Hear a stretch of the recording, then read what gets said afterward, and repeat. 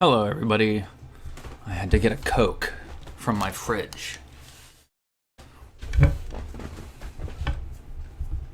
So, let's see. Haha.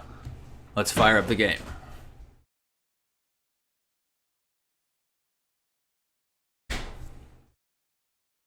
Cheers.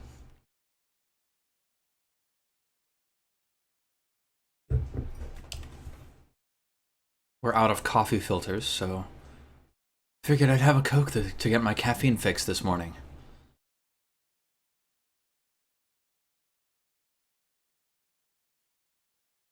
Good morning, Master Metroid. I'm happy I stuck with it too. It's fun.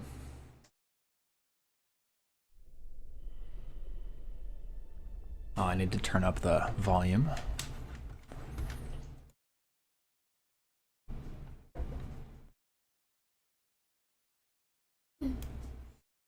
There. And then pop this out. I see we have some tea lovers in chat. I do like a good tea. When I visited Games Workshop a year ago, I picked up some tea and brought it home for Nita, and it was super delicious tea. How's the volume? Volume between my voice and the game.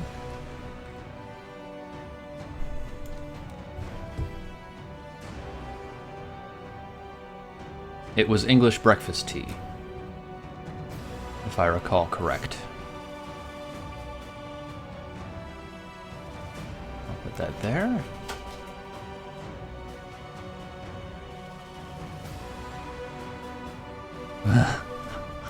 Hello, Cloud88F.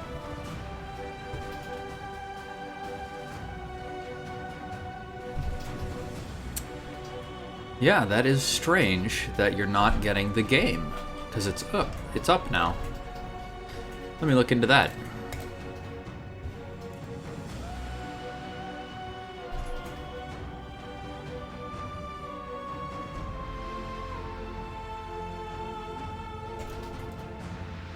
Let's see. Game capture.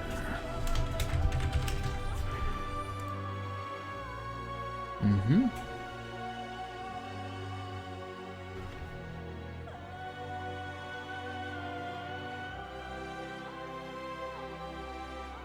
If I do that. Yes, good. Okay, good.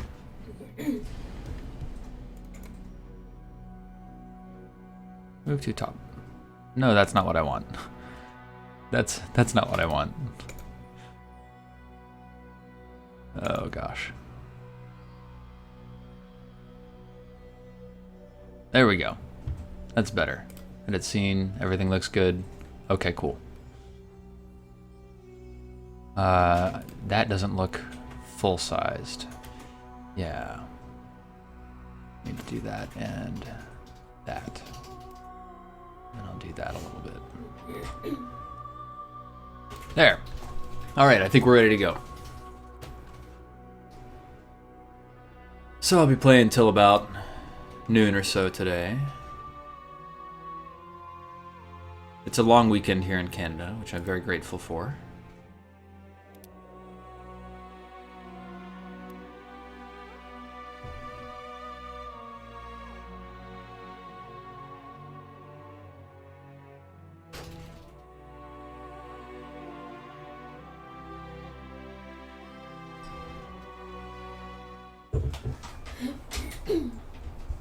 Cross to the other side of the spectral mist. Right.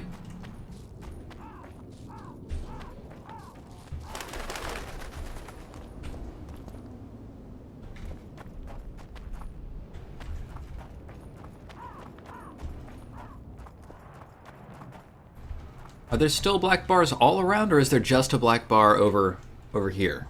Is there a black bar there, or is there a black bar, like, here as well? Because in OBS, I see it as only having black bar on the side, not all around.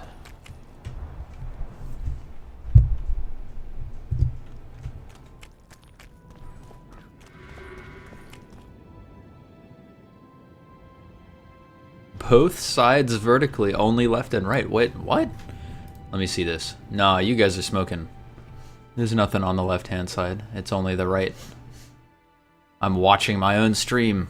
Haha. So yes, there should be only a black bar over here, no black bar all the way over there. Oh god. Yeah. No black bar over there. And I think that's the way that I had it before, because The Witcher 2 is like kind of a strange aspect ratio, and I tried to fix it a while back and I couldn't get it to happen.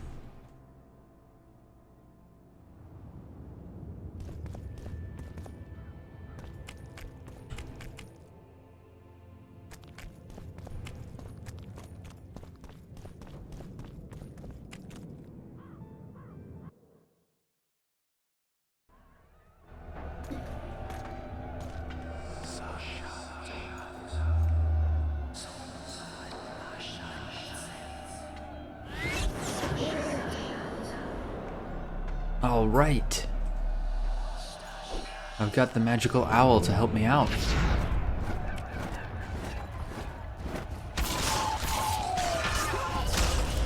Ha! Am I following that thing? I guess so.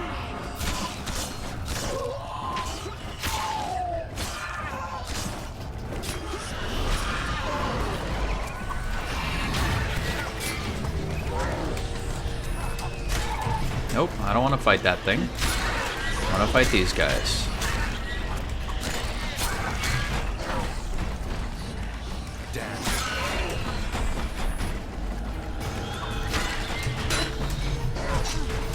Ow.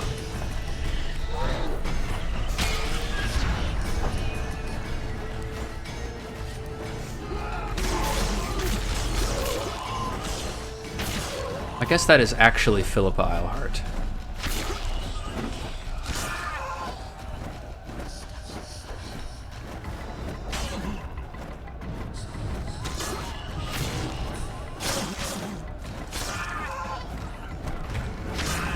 Cannot save at this time. Drat.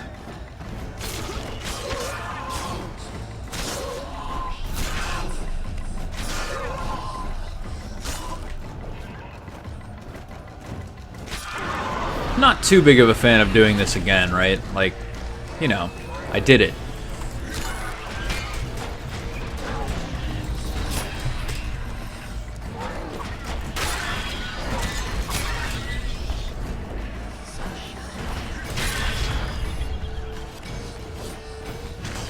I've done this before, now it's just a matter of making sure I don't screw up.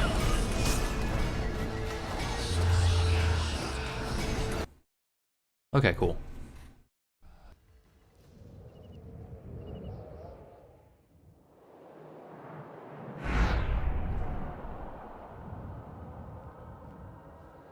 I can go no further. If Deathmold senses my presence... How will I get back to Vergen? I'll wait nearby. Hurry.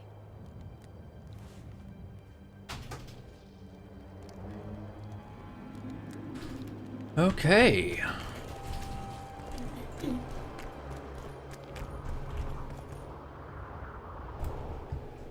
What is this?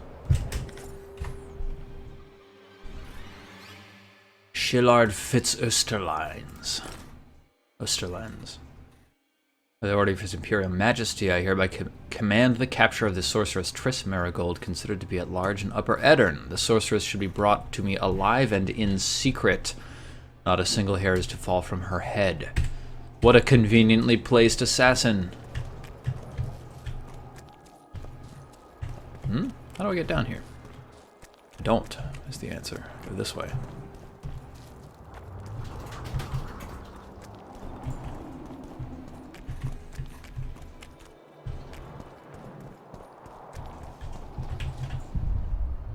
Boom. Love that sound. I will continue to love that sound until the game is over.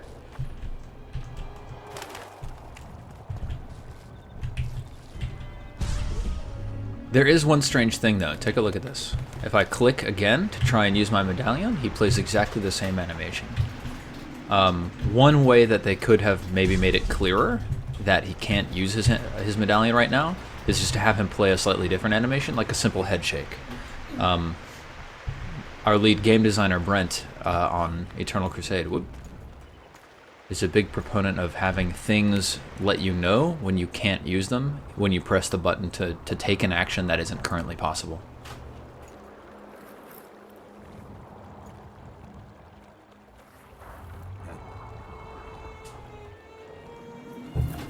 Mm-hmm. Creepy man statue.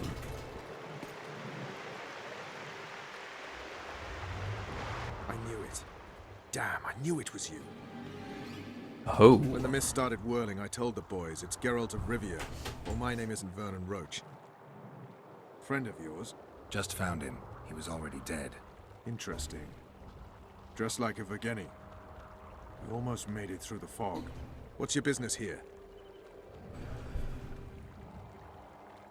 Triss is somewhere nearby. Still looking for your sorceress. If she came here, I'd know about it. Roach, it's really important. Only you can help me.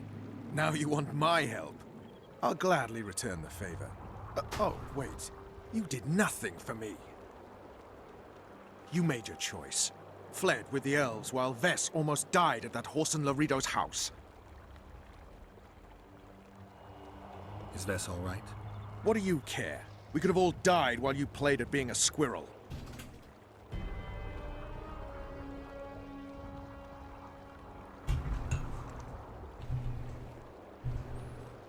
I'm not one of your men, Roach. I didn't betray you.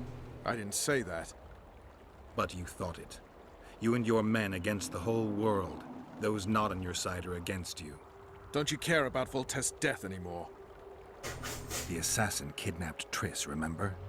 Help me find her, and I promise I'll keep the word I gave you in the dungeons of Lavalette Castle. I don't know why I'm doing this. Right. If Triss is anywhere in the area, it can only be one place. At the rear, near the riverbank, the Nilfgaardians have set up their camp. Nobody can enter it. You can get there either via some caves or by sneaking through the main camp. I'd forget the gates. Believe it or not, the whorehouse is where you need to go to enter the caves. The ladies thought they'd use that passage to service the knights and nobles, but some monsters have their lairs there. If you've had your fill of whores and monsters, to the east there's a path that leads along the riverbank. That'll get you near the canteen. You'll have to sneak the rest of the way from there. Thanks, Roach. Oh boy. Hey, I'll hold you to your Stealth promise. mission.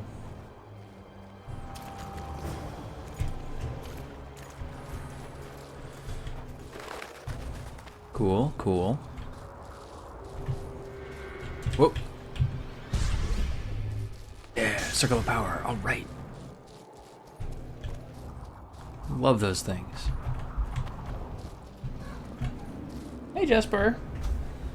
Here's a fuzzy boy. Here he is. Hey, buddy. You gonna come purr into the microphone again? Look at that face. Yeah, that sounds like a job for The Witcher.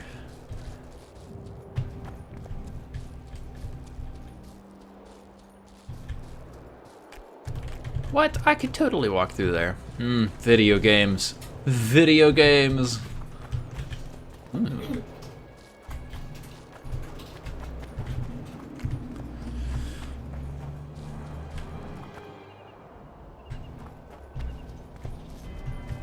Oh. Damn it.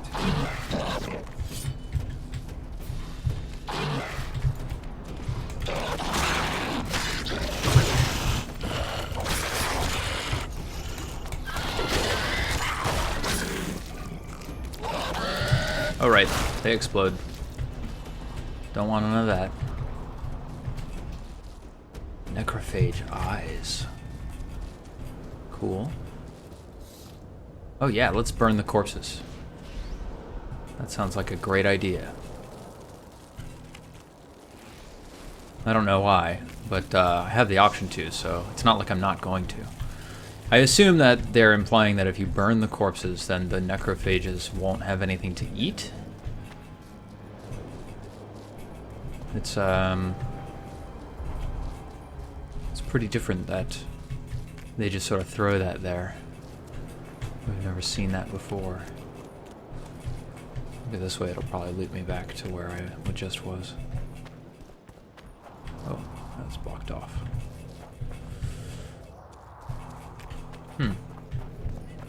There's not really anything down here. Look, a hut. Whoa. Whoa. That's strange and interesting, and now I'm intrigued.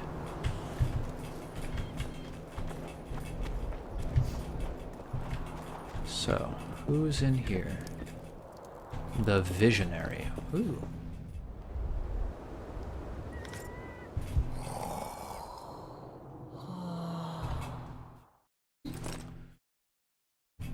Henselt was furious that I had ruined his spectacle. I was beaten to a pulp. Soon I was stripped of my rank, and those I had thought friends turned from me.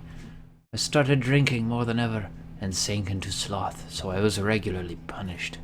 I spent all my free time in solitude, until one day, as I sat with a bottle of foul spirits, staring at a sizzling candle stub, I understood that it had all happened for a reason. I had a calling. The flicker that Miss Glivesig had lit within me spread over my heart, and it burned with the flame of faith. How about more notes? What? We nailed Miss Glevesig to a wheel. We pierced her slender hands and throttled her narrow waist with a rope. The pyre was readied beforehand.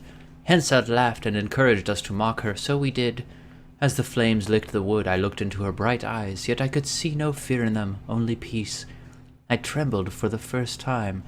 I trembled once again as the flames themselves starved. The fire would not accept the victim. Then Henselt ordered us to feed the flames with more wood. The branches were wet, and the smoke stung our eyes, filling us with remorse. Through the flames I could see Miss Glevesig suffocating, and I trembled for the third time. I grabbed a spear used to push the wood on the pyre. Unmindful of the heat, I scaled the flaming wood and pierced her heart. Thus was I transformed in the fire. Whoa.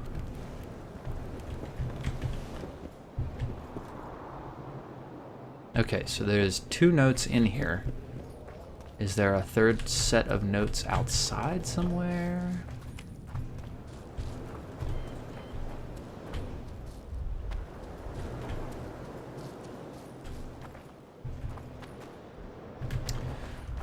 I don't want to wake him up too early because I think maybe like something weird will happen. Oh, I wanted to address a comment that people had from last time. A bunch of people commented on the YouTube video saying that they were disappointed because I didn't do the succubus quest and it was really cool. And some people were like, oh, why didn't you know the rhyming was a problem or the solution or whatever. And since there was stuff in game to tell you how to complete that quest, a lot of people were like, Steven, you know, like, you're so bad. And okay, you know, that's fair. You may think that if you wish. But consider also the fact that the designers made this really cool quest, and they also made it failable. And quite easily so. Like, if you're stuck in that loop of conversation and you don't know how to resolve it, then you have no way to check your notes and see the correct poem. And also, if I'm not mistaken, in fact, let me open it up. I think that the poem itself, like the rhymes, were not super clear. Repose fine rose fide. Repose mine nose dine. I guess that must have been it. Compose fine rose dine. No, because there's multiple correct rhymes, right? Compose fine rose dine, that rhymes. Repose mine nose dine, that rhymes.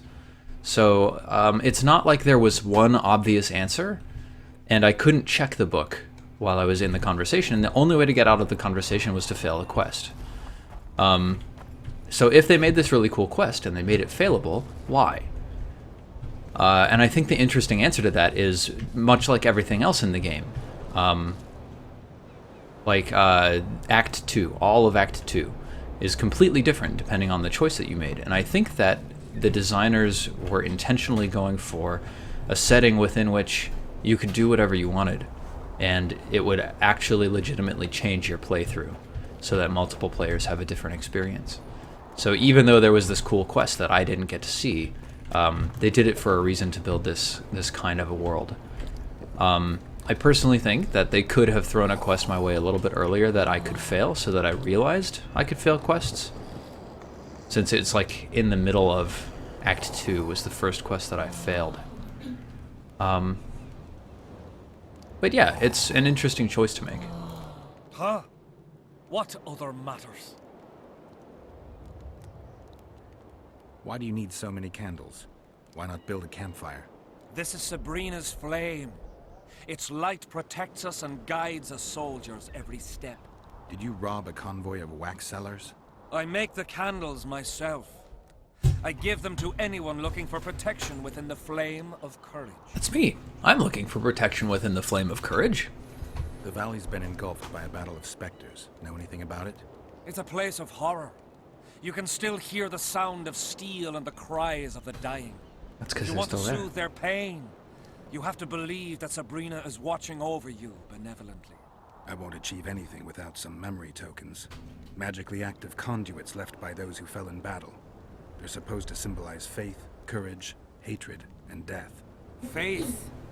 I don't know what those soldiers believed, but their faith didn't help them. They were deceived. Courage, hatred, and death. There was too much of all of them, especially death. But I remember a knight who, ignoring the danger, led a handful of soldiers against overwhelming enemy forces. Seltkirk of Gullet, Demavend's champion. When Vandergrift's cohort cut him off from the rest of the army, he attacked the visitor fearlessly. If you're looking for a symbol of courage, find Seltkirk's armor. Well, cool. The books are translated into English. Oh, there's a last one that hasn't? I know many of them have, so you should be able to find them. Our descendants will decide who we were when they see what we've left behind. Who were you before? What does it matter? Let the sins of youth fade into oblivion. Look at the candlelight. Feel it, and you'll hear what it has to say to you. I can't hear a thing. Then you're not ready. But your time will come. You will then hear and understand. Trust me. Okay. So long. Godspeed.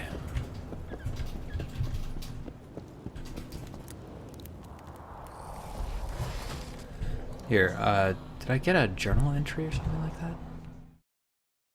Characters.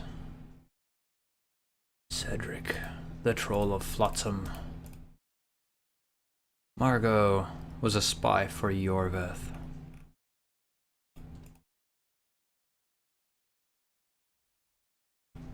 The Visionary.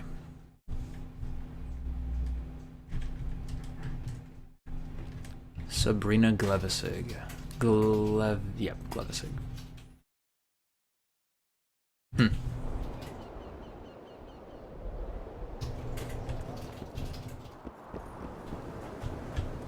Interesting, but no other thing, huh?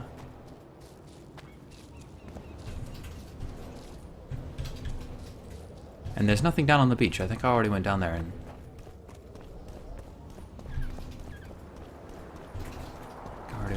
looked, and there's nothing. Yeah, there's nothing. Except for this chest, which mysteriously doesn't open at all. It's just a chest sitting here that I can't interact with. Bummer. I'll have to remember there's a chest there, so when a quest sends me back here, I can go get it.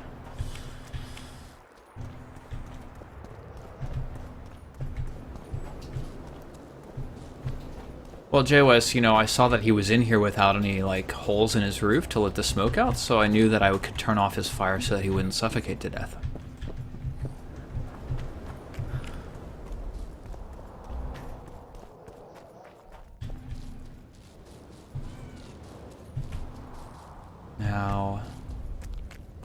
Yes. I came from over there, so let's go this way. Medallion's telling me something. What is it telling me? Not a whole lot.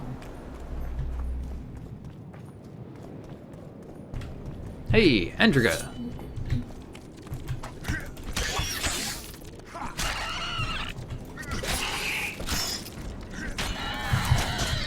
Ow!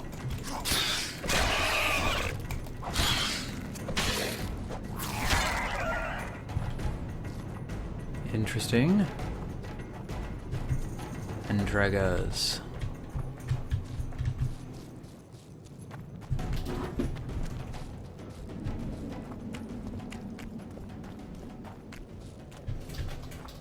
I don't have a level up. That's fine. I was curious. I spent them all last time. I've gotten quite powerful, or it has seemed. Either I've gotten better or I've gotten much stronger. Cuckoo time!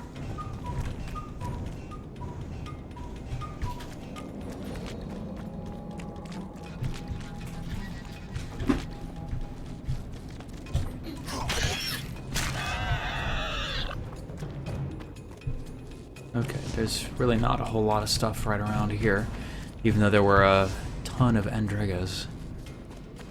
No idea why. Don't know why this tree is dead either. Maybe it's just a swamp? Dead swamp tree? Holy hell! An Arachas. Jeez. That's really not good.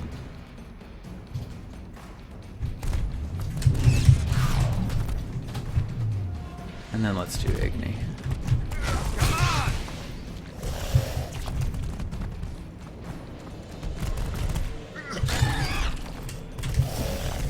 I remember Irden being very useful last time for this. So we'll do that. Yeah. Oh, dude, come on. Get trapped.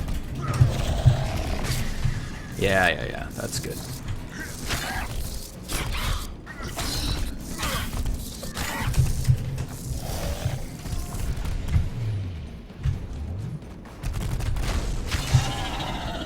Dead. I'm the best Witcher ever. Ah, look at me. Whoa. There's a star in the sky. Comet, I guess.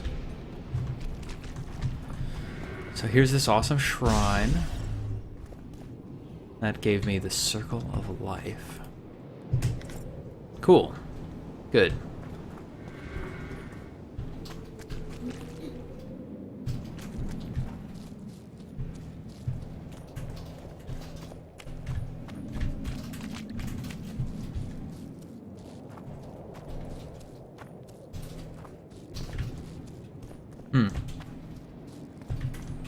So there's not a whole lot over here. Can I go up there?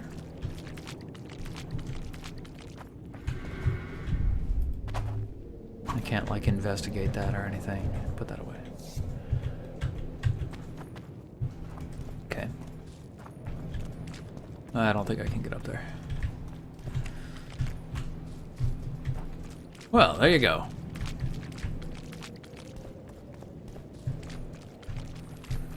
Huthor says, "Yay, clear examples of power progression." Yep, absolutely. That's a good example. Makes me feel strong to fight an enemy that was really hard before and only have it be semi-hard this time. I need to get rid of my Quen sign so I can regenerate my vigor.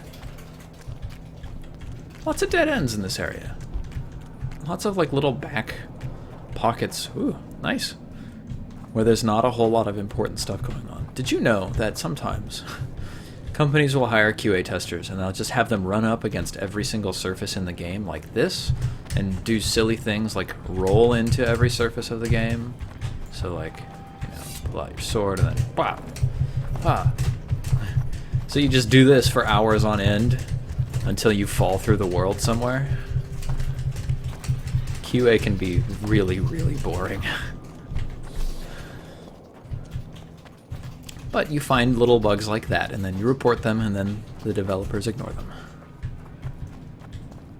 Hey, you find things like that too.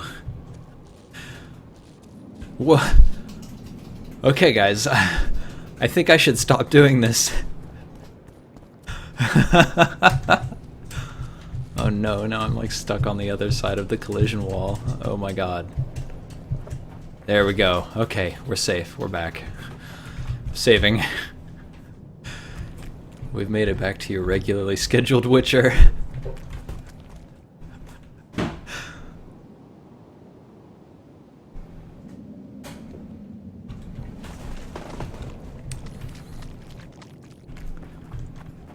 So there you go.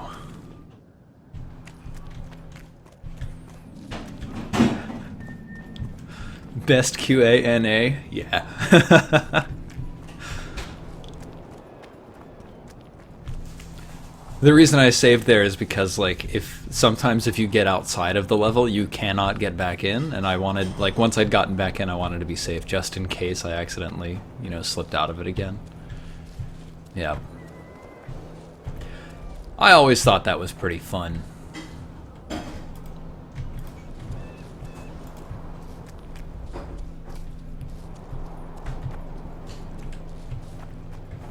Yeah, it's fun, Zecodicus, to do that stuff. But when you're doing it for 10 hours a day, every day, oh man. I was a QA tester on Rainbow Six Lockdown and Ghost Recon 2, I think it was 2. And like those games were not very big games, so we were just running over the same level over and over and over. And that got quite old. Stab! Face stab! Alright.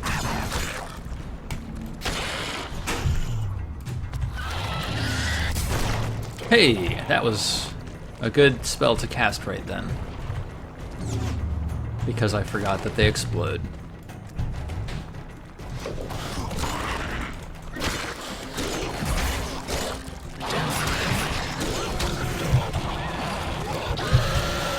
Thanks, Yellow's good. I thought yesterday's stream was great for showing off all the improvements we've been making recently. Oh, nope.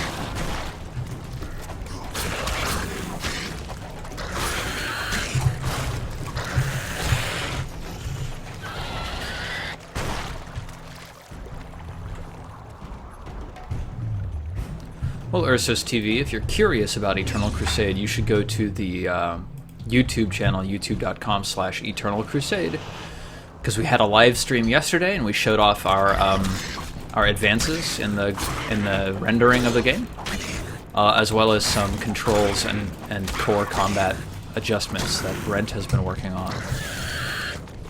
And you can take a look at the stuff that we showed earlier and see just how big of a difference that stuff has made. So it's all out there, and that's I think for me it's one of the coolest things of running our development that way, is being able to invite you guys into what games development actually looks like behind the scenes, because you're working with stuff that just looks crap for months and months and months, and then all of a sudden one other person finishes one thing and it looks amazing.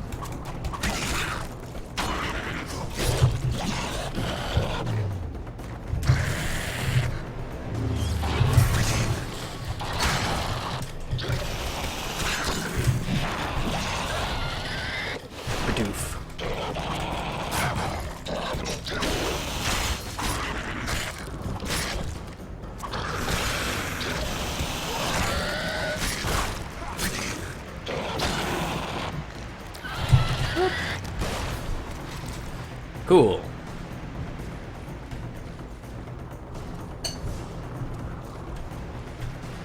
If you're looking to get into QA, I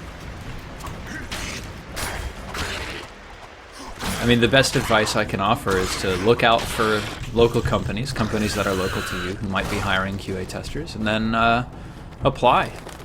And of course, if you have prior experience, that will be definitely a big help in them hiring you. Hey! I know that guy. He's a bad guy.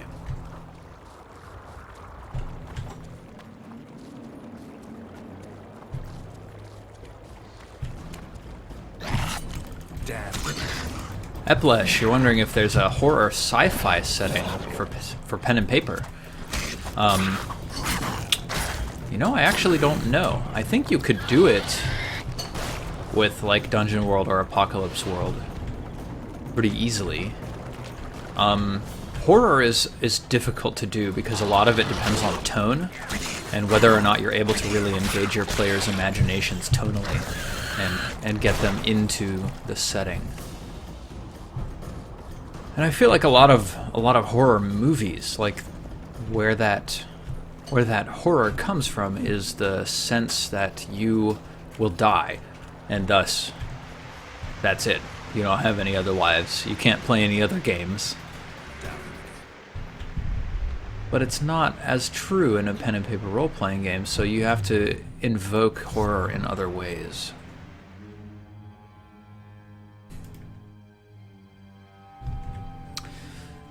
Let's do this.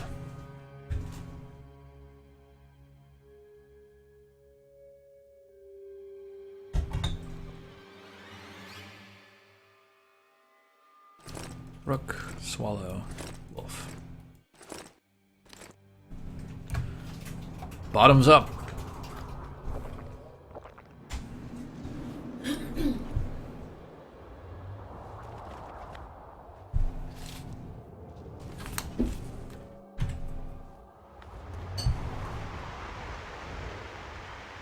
In regard to the killing feeling satisfying, how does Witcher 2 stack up against the recent Shadow of Mordor? German locad, they feel very, very, very different. Well, you know what? Now that I think of it, they don't feel too different, right? Maybe one of the reasons they feel quite different to me is that in Shadow of Mordor, I'm using the gamepad, so I'm pushing buttons instead of clicking. I think the biggest difference is that in Shadow of Mordor, there's a reactive button push, where if somebody is attacking you, then you can click the Y button in order to parry. And you can do that if you're skilled, you can do that basically indefinitely. And so like one of the most common ways I take damage in The Witcher is I'll be wailing on one guy and another guy will come up to me and stab me while I'm hitting the first guy. And in Shadow of Mordor that happens much less often. So the overall result is that in Shadow of Mordor I feel much more competent.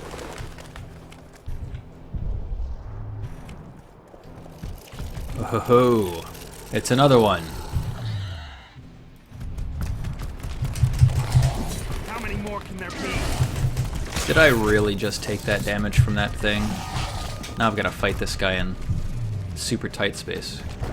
Oh no, I really should have saved before coming down here. That would have been the smart thing to do. Now I have to kill this guy. No, I don't want red haze.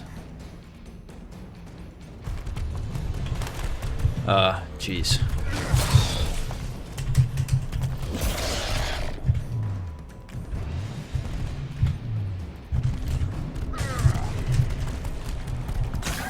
Trap it with the Arden!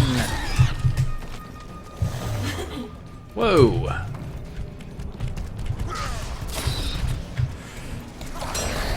Oh no.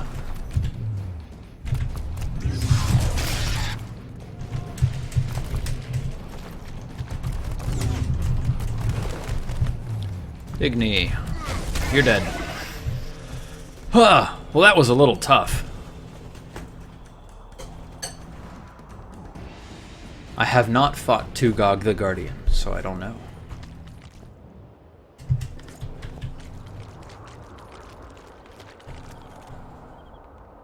Ooh, mage's gloves. Reduction of damage, extends the duration of blade oils, a number of additional alchemy ingredients. That's, oh no, mage gloves. Huh, damage bonus on signs up that much. That sounds quite attractive. I use signs a bunch. That's quite cool.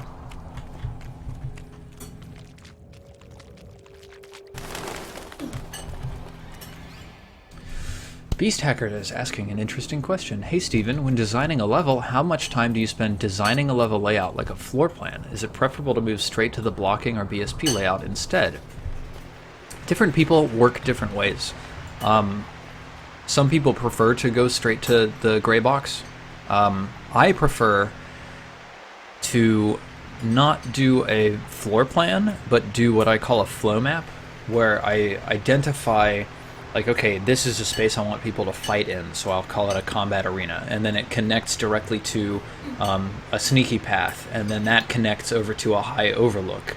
So if you're able to get down this sneaky path, and maybe there's a choke point, you know, then if you're able to get down the sneaky path through the choke point, then you're able to get onto a high overlook that gives you an advantage over the combat arena itself. So I think it out very abstractly like that, and then I can create spaces in any shape that still fill those core rules.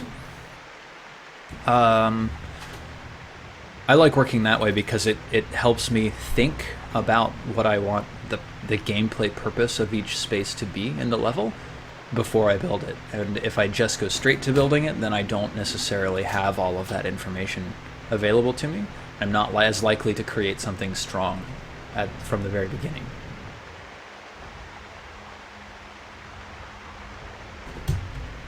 So that's how I start. Really, it's what works best for you, but I do think that doing a little bit of planning, like spend an hour, draw something out, think about the purpose of the various parts of the level that you're making, and then make it. And I think that your level will be better for it.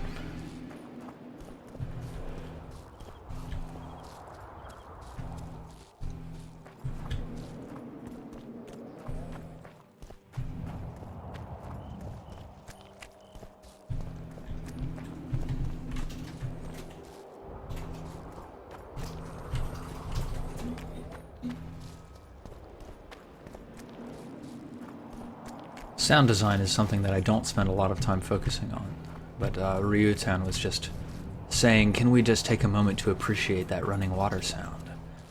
It was quite a nice sound. I think the sound design in The Witcher is quite good. The sound of my attacks hitting the enemies all feel punchy.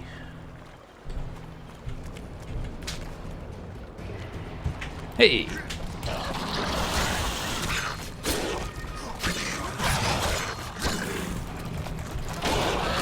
I'm really glad I had those potions on.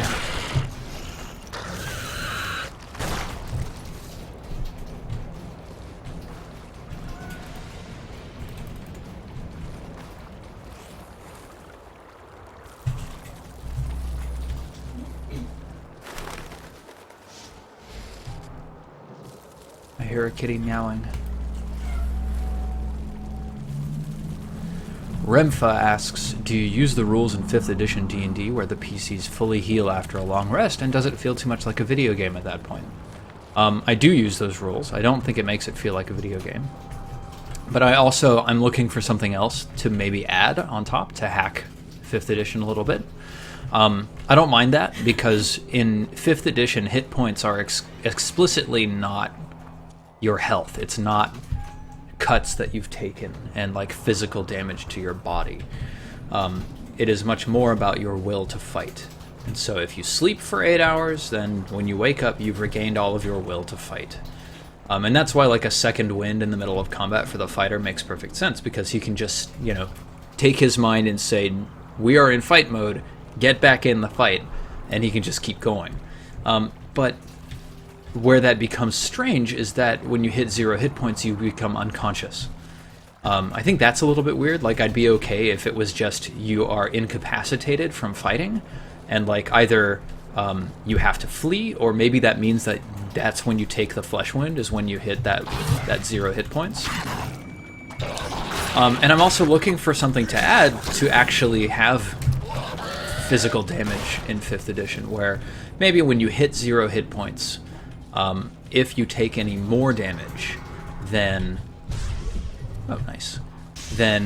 you take an actual wound that then has to heal over a period of weeks instead of, you know, overnight or something like that. I don't know.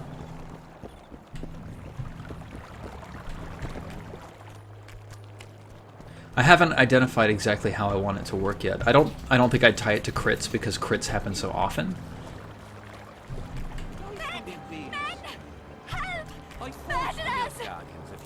Yeah? Men murderers.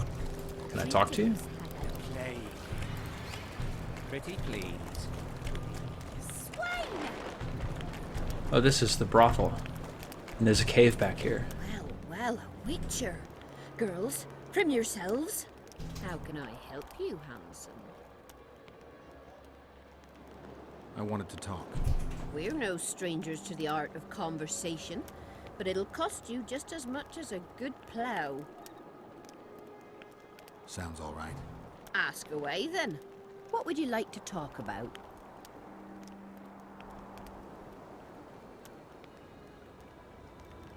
Heard of the Virgin of Edirn? Hasn't everyone? Any thoughts? Oh, yes. A maturing woman like that never been ploughed. Her head's bound to be muddled. We'll have peace when she drops her sword to grab a nice healthy prick instead. No, wait, what? Well, how can... I want to... We're no... Sound... Ask, what would you like... I need to get inside the camp. Unnoticed. That'll cost you more than straight ploughing.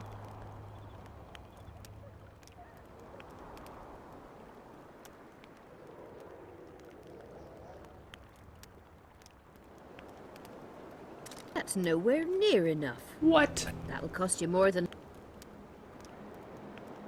Can't you just tell me? Tell me how much? That's nowhere... I need to get... That'll cost... It's gonna cost me like half of my money. That seems satisfactory. We've an underground passageway leading out to the riverbank within the camp's confines. Thanks. Although we've not used it for some time. There's something down there. Something evil, horrible. I'm sure I'll manage. The entrance is inside the tent.